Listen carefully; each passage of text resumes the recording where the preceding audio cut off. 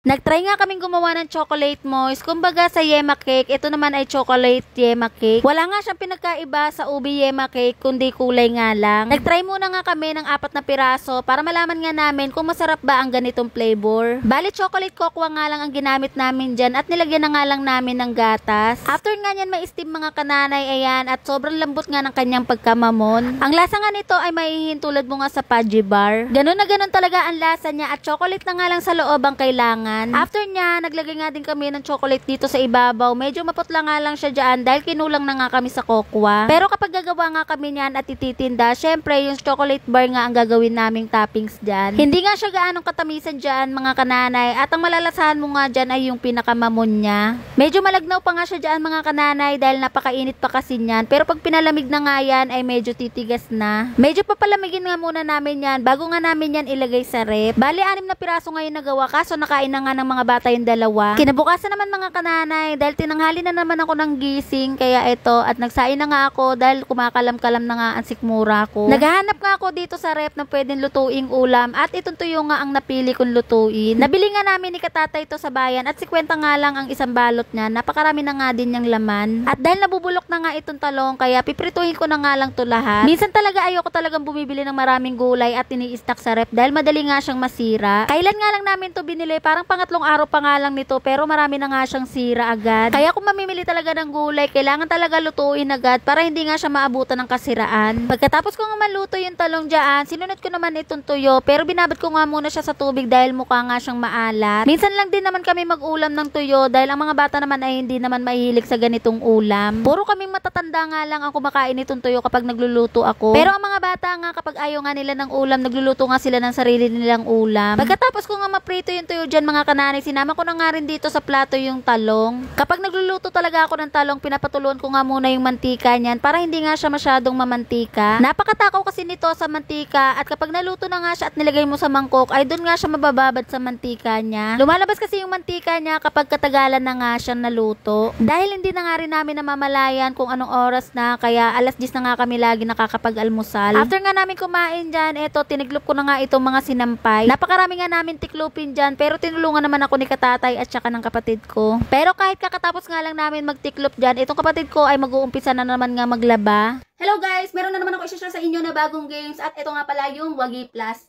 Pero disclaimer nga lang, bawal nga pala itong laruin ng mga bata at pawang libangan nga lang to ng mga matatanda. Ayan, napakaraming games yung nga pwede laruin dyan at depende nga sa inyo kung anong gusto nyo. Marami kayong pagpipili ang laro. Pero bago nga ang lahat, ipapakita ko nga muna sa inyo kung paano ako manalo. Tara, let's go! Dito sa Wagi Plus ay napakaraming games mo nga pwedeng laruin dito. Pero ang lalaruin ko nga dito ay itong Super Ace. Pero isang paalala nga lang na kapag wala kang budget ay huwag ka na nga lang maglaro nito. At syempre, ang larong ito ay swertihan pa din. Minsan ay mananalo at minsan nga din ay matatalo. So ayan, i-play na natin. Tapos kapag may nakita nga kayong buy bonus dito sa gilid sa taas ay pwede nga kayong mag-buy bonus dyan. At dahil mag-buy bonus nga lang ako kaya maglalagay nga ako dyan ng bet ko na 200. Tapos i-play na nga natin yan. Kapag nag-buy bonus ka nga dyan, automatic 3 scatter agad dyan, kaya may libre kang 10 spin. So, i-play na natin. Yan, sige. Go, go, go. 20. Sige pa. Oh, 1920. Ang laki. 600. 600 ulit. Ang laki. Hala, 400. Sige pa. 600 ulit. Oh, 6,000! Ang laki! Sige pa. Ala, ang laki na napanalunan natin. Tignan natin kung magkano. Ay! 11,000! 60 pesos! Ah, ang laki talaga. Grabe.